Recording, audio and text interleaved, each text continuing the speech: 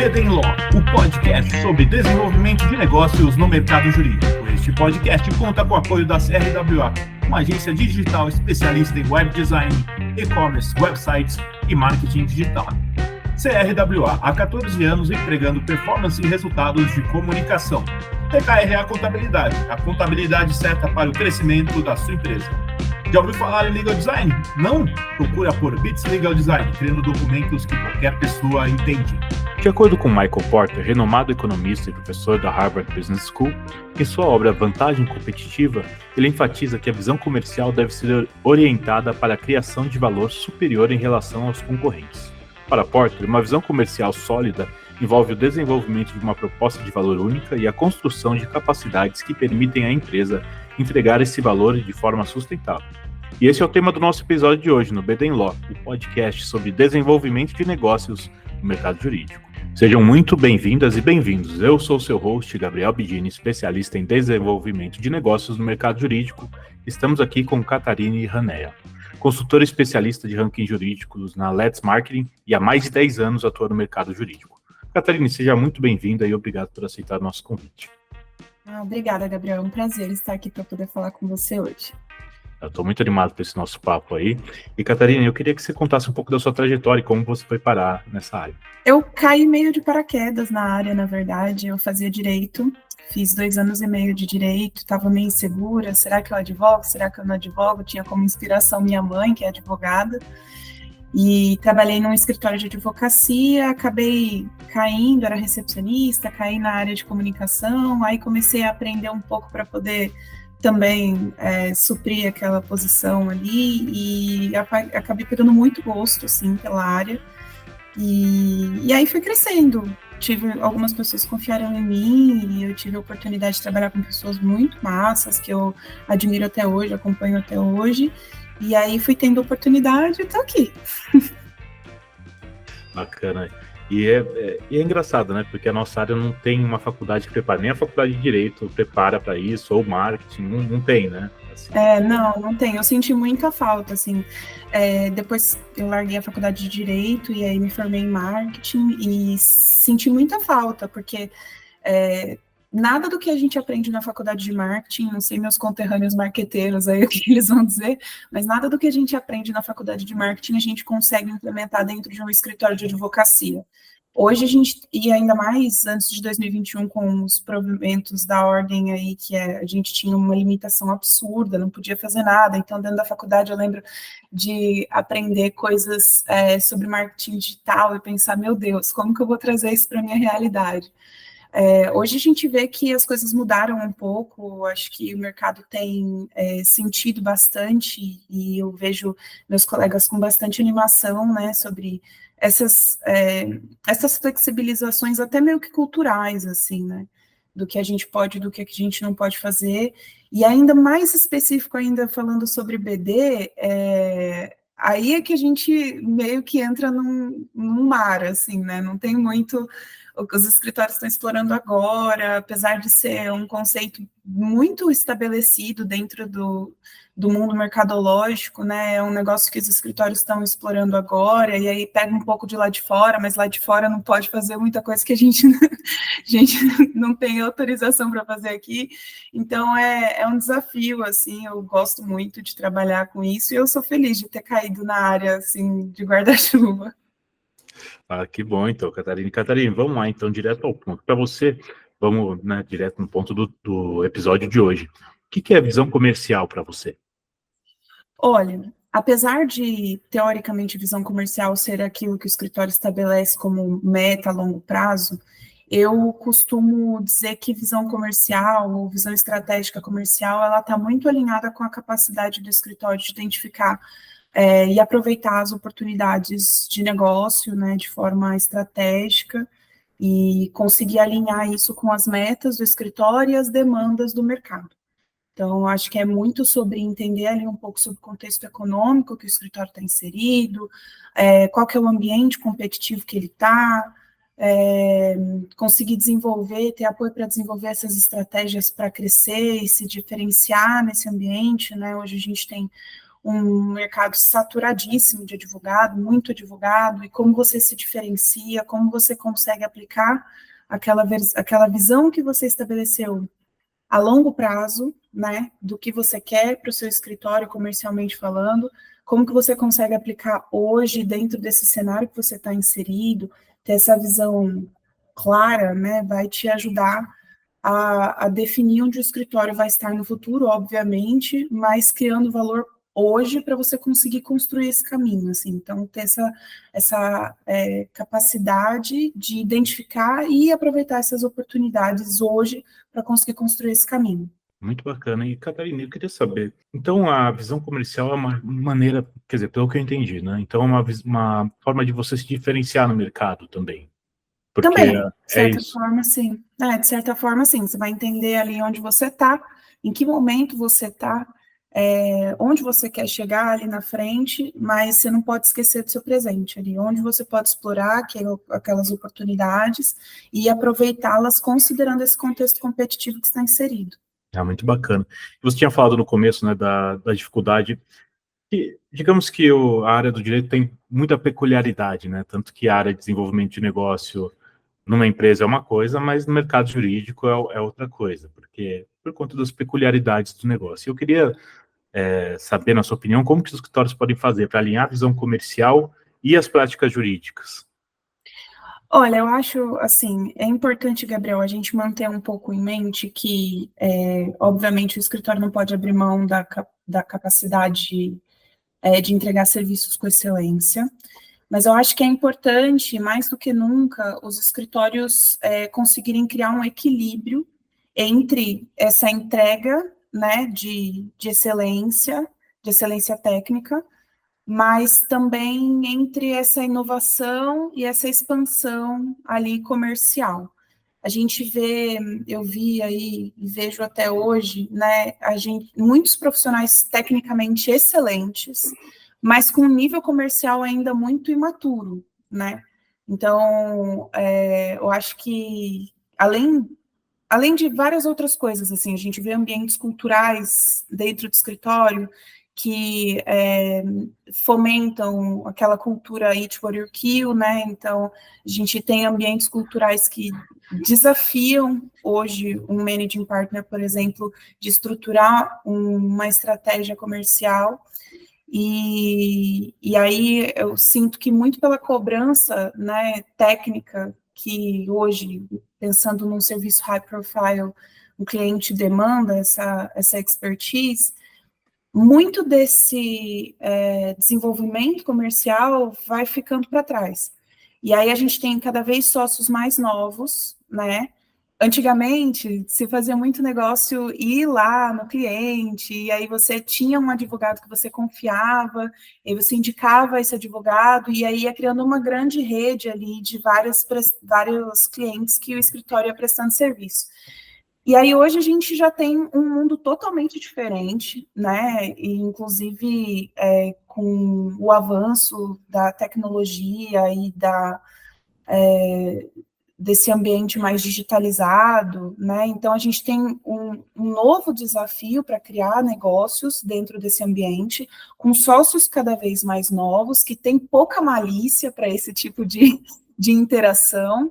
E o outro lado também está com esse conflito geracional, né? O público-alvo do escritório, o cliente do escritório, tem cada vez mais pessoas na posição de decision maker que são mais novos também. Então, como você consegue continuar entregando excelência, o que não há dúvida de que advogados jovens também conseguem entregar excelência, bem como os advogados mais velhos, mas como que você consegue entregar essa excelência e sempre fazer com que isso caminhe lado a lado com a maturidade comercial? Então, acho que esse é o principal desafio, assim, que hoje os escritórios têm. Você conseguir, no mesmo nível que você tem um advogado, um sócio que já fez milhões de negócios e é pós-graduado em Harvard, em Business Development, você tem esse cara e você tem um outro sócio que também entrega valor ali agregado, mas ele não está tão preparado assim.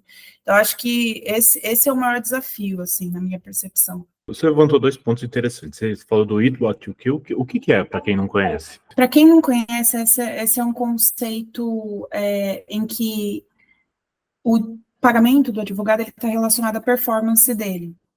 Então, um ambiente Eat What You Kill é aquele ambiente que motiva os advogados a trazerem clientes para dentro de casa porque eles vão ser recompensados por isso.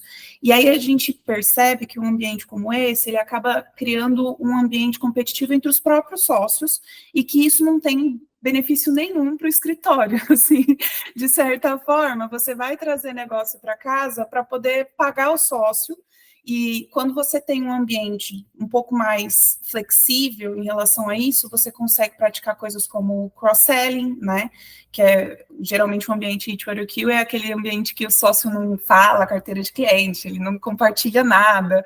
Então, você consegue, além de compartilhar oportunidades de negócios ali com os seus sócios, você consegue criar um ambiente colaborativo. Todos os sócios vão querer trazer clientes para casa, mantendo, assim, essa ascensão da receita do escritório.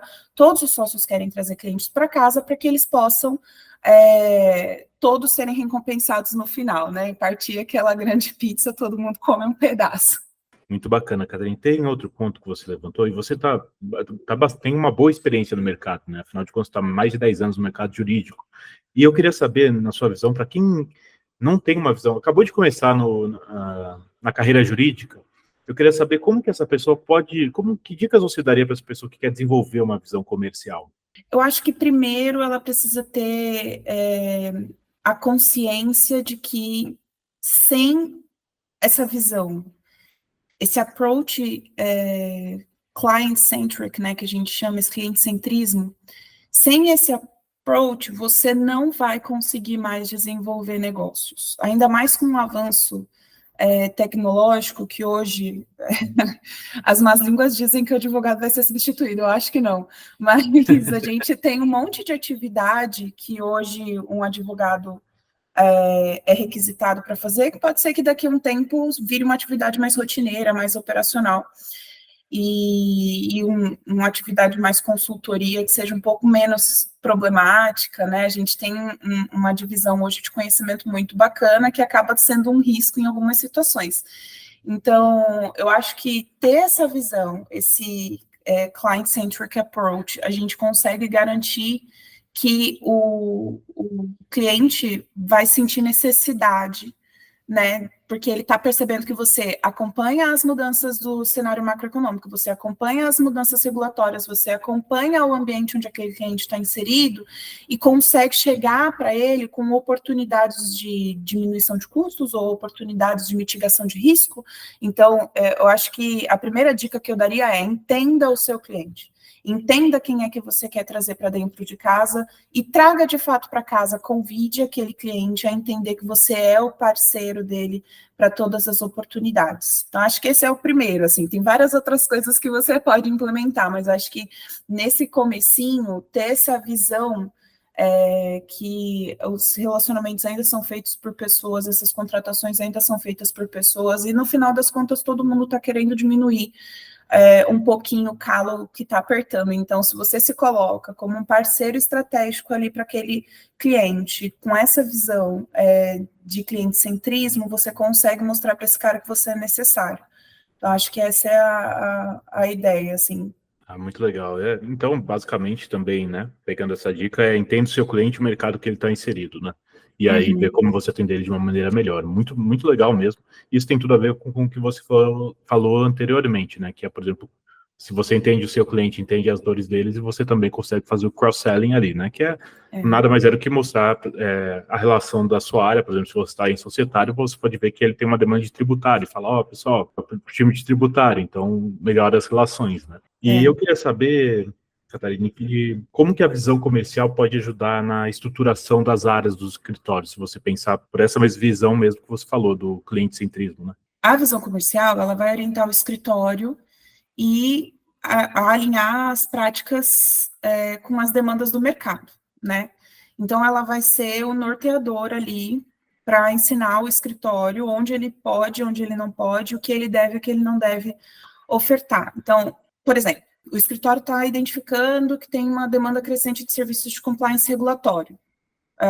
ele pode, por exemplo, investir em fortalecimento dessa prática, trazer um talento de fora. Então, essa visão comercial, se é uma visão comercial clara, o escritório está entendendo as outras oportunidades, isso pode ajudar o escritório a estruturar o tipo de serviço. Eu já estive uma vez numa casa que eles identificaram que muitos clientes estavam precisando de um apoio regulatório. Eles fizeram uma troca lateral, trouxeram um time de regulatório. Isso acontece muito, inclusive, acho que uma boa estratégia, inclusive, é trazer times prontos, né, e aproveitar esses talentos, inclusive se eles estão bem posicionados no mercado, traz um super bom, assim, para a imagem do escritório, a gente consegue fazer barulho, isso também está um pouco alinhado com o desenvolvimento de negócios ali, do que a gente consegue construir de autoridade para a área. Então, acho que mantendo essa visão comercial clara, você consegue entender onde você pode ou não investir seus esforços, fazer investimentos dentro das áreas e fazer com que essas áreas sejam mais autossuficientes. Hoje a gente sabe, eu não sei, assim, queria ouvir um pouco da sua expertise também, mas acho que nas experiências que eu tive, a gente costuma ter uma área core, né, do escritório, que roda perfeitamente, aquela área traz cliente, mantém cliente, e a gente tem algumas outras áreas de apoio ali, que ainda estão caminhando, e sempre vão ter algumas áreas de apoio, né, que estão caminhando ali para o amadurecimento. Então, posso dar de exemplo áreas que estão crescendo em alguns momentos dentro de escritórios, uma área de sports bet, por exemplo.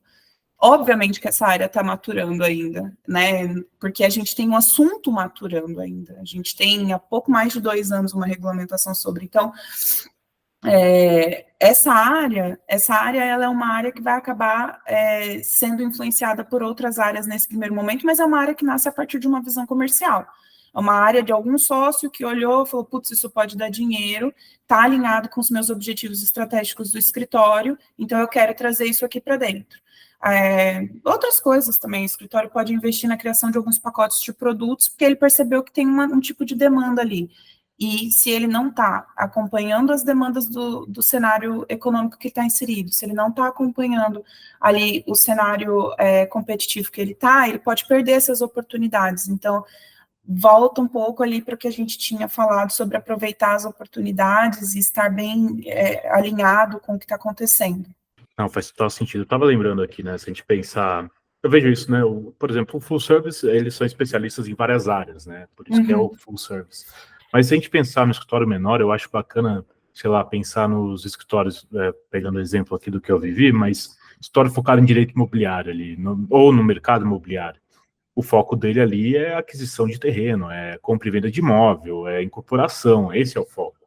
Mas tudo isso agrega outras áreas, por exemplo, se você vai atender as grandes construtoras, incorporadoras, sei lá, vai ter problema trabalhista. Então é interessante que você tenha uma área trabalhista ali para fazer isso. Ou é interessante que você tenha uma parte de contencioso para atender a parte ali de quando deu algum problema no imóvel, ou quase uma... Ali eu não sei se entra a relação de consumo, eu sempre... Faz tempo que eu não atuo mais, né, como advogado, mas por exemplo, sei lá, comprou um imóvel e depois, na verdade, teve que rescindir a compra, então vai ter uma discussão ali também, vai para o âmbito do contencioso, então precisa de uma área de litígio, então vai sempre alimentando, mas o core business ali é o direito imobiliário. Então, aí as outras áreas vêm, mas você tendo essa visão comercial de ou você trazer outras pessoas para tocarem essas áreas ou fazer parcerias, faz total sentido. Eu acho que é uma coisa bacana que você trouxe também, que a visão comercial não é só a visão de você ter do negócio do cliente, mas é do seu próprio negócio. Sim. E é bacana, porque eu acho que às vezes as pessoas esquecem disso, ou foca numa coisa só e esquece de olhar o macro, né? Então, não, assim, na teoria, a visão comercial, ela faz parte daqueles pilares, né, missão, visão e valores. Total. Então, ela está muito, ela é inerente ao DNA do escritório, ela tem que estar alinhada com os objetivos claros do escritório, né, e aí você acaba aplicando, obviamente, a visão comercial, o conceito da visão comercial para outras coisas, mas muito para o avanço do desenvolvimento do escritório. Mas é muito importante que os sócios que fazem parte ali daquele escritório, eles tenham claro quais são os objetivos do escritório como um todo, né? E construir aquela reputação do escritório para desenvolver o escritório, enfim, e posicioná-lo como um dos escritórios que atuam frente a casos relevantes. E assim, a gente fala pensando em escritórios grandes e escritórios pequenos, acho que assim, obviamente que tem escritórios que não vão ter uma estrutura de time de desenvolvimento de negócio, de comunicação, uma estrutura de 50 pessoas, a gente sabe, né? Eu já fui equipe em muitos lugares, então a gente sabe que tem muitos, para não falar 99% dos escritórios, eles têm uma estrutura mais enxuta, né? E isso não impede que o escritório avance em negócios, isso não impede que o escritório consiga estabelecer alguns goals, né? Estabelecer alguns objetivos. É fundamental saber onde está pisando, mas é fundamental saber onde pode pisar também. Então, acho que é importante que os escritórios desmistifiquem um pouco, assim, sabe? Só consigo conhecer o meu cliente se eu tiver um time que vai me ensinar a focar nisso. Não necessariamente. Tem vários caminhos. Você não precisa ter alguém que vai montar um documento cheio de informações para você. Você pode buscar ali, sentar 30 minutos. Eu sei que advogado nunca tem tempo para nada. É verdade. Mas, você sabe, né? Nunca tem tempo para nada, mas acho que sentar um pouquinho de vez em quando, antes, umas 2 horas, 3 horas antes da reunião, aprender um pouco sobre aquele cliente. Eu já vivi algumas situações assim, já me relataram de sócio entrar na sala e falar: seu nome é qual mesmo? Para o prospect. Putz, se você não conseguir fazer uma dança ali, você queimou. Você não tem, você perdeu o momento de pitch, você perdeu tudo. Não. Então, esse self-study, ele faz com que você, inclusive, possa... self-study, que eu chamo, esse estudo que você pode fazer, olhando um pouco sobre o prospect, entendendo um pouco sobre o mercado que está inserido, qual que é o setor daquele cara, o que teve de movimentação que pode impactar aquela empresa, além da demanda que ele te procurou, além da demanda que ele vai que ele pediu o seu pitch. Além disso, o que mais você pode trazer ali e mostrar para aquele cliente que você é o parceiro ideal? Se você não utiliza essa visão de como eu posso apresentar soluções para esse cliente, além do que ele está me pedindo, você pode perder uma oportunidade, né? Nem sempre o preço é o que vai falar mais alto. O que mais a gente vê é uma empresa ter 20, 30 escritórios de advocacia prestando serviço para ele, mais variados tipos de serviços, e às vezes você tem 5 escritórios que fazem M&A para a mesma empresa, sabe? Então, como você vai se diferenciar? Como você vai mostrar que você pode fazer um pouco mais? Você tem que correr atrás. Então, acho que é fundamental os escritórios terem um pouco dessa visão de que eles podem explorar um pouco mais, mesmo que eles não tenham muitos recursos ainda, né, para isso. Hoje, um escritório que tem 20 pessoas, começou com 2 pessoas dentro da área de marketing. Então, é um processo de crescimento, um processo de desenvolvimento, que todos, enquanto isso, você tem que fazer negócio sem ter seu time para te ajudar, né? Não, total. E é muito bacana o que você traz, Catarina, porque às vezes, né, as pessoas acham que missão, visão, valores é só para gringo ver, né? Porque não precisa, para que você vai ter isso? O que vai ajudar, né, o negócio? A missão é bonitinho, né? Mas, na verdade, isso ajudou a guiar todo o negócio, né? E é bacana porque a gente vê que o mercado jurídico está caminhando a pequenos passos, visão de negócio, vamos dizer, no geral, né? Porque eles estão percebendo que precisa ter algum diferencial, e aí entra também a visão comercial, a experiência do cliente, tantas outras coisas, inclusive o desenvolvimento de negócio, né?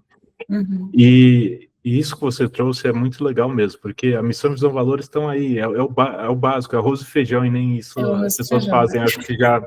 Não, pra que, né, que eu vou fazer essas coisas? Eu já sei o que preciso vender. E vai lá, o advogado domina bem, né? Sabe bem o que precisa fazer, mas de que adianta você saber tudo o que precisa fazer se você não está entendendo o que é a pessoa, o que o cliente precisa, qual que é o mercado que ele está inserido, ou quais são as dores reais. Porque às vezes, beleza, você vai saber o que ele está fazendo, mas você vai conseguir uma venda ali, talvez.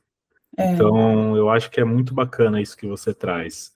E às vezes as pessoas esquecem da missão, visão, valores, elas são super importantes para a condução do negócio e para o planejamento estratégico.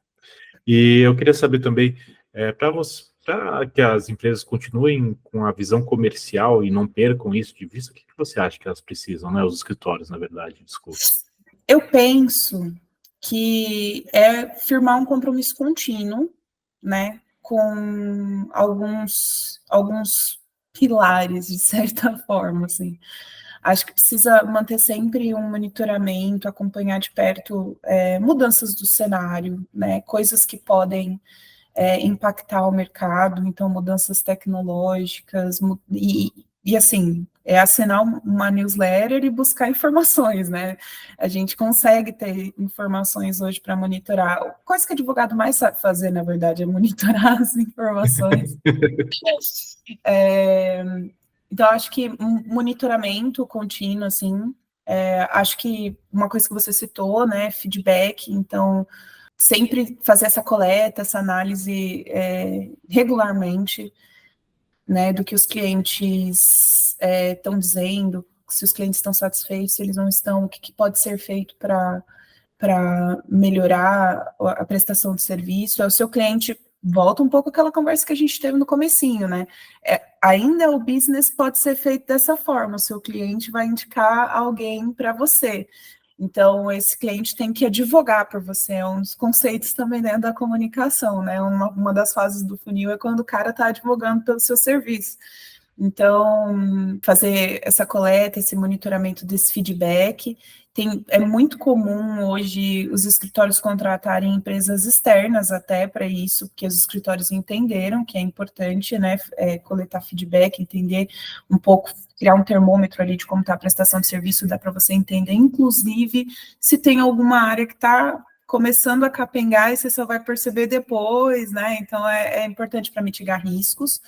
Eu acho que não dá para tirar da soma também o investimento no desenvolvimento das habilidades comerciais dos advogados. É fundamental que os advogados continuem sendo investidos, né, pelos sócios, para que esses advogados possam virar sócios em algum momento, capacitados já, preparados para esse approach, acompanhamento de prospect, de cliente.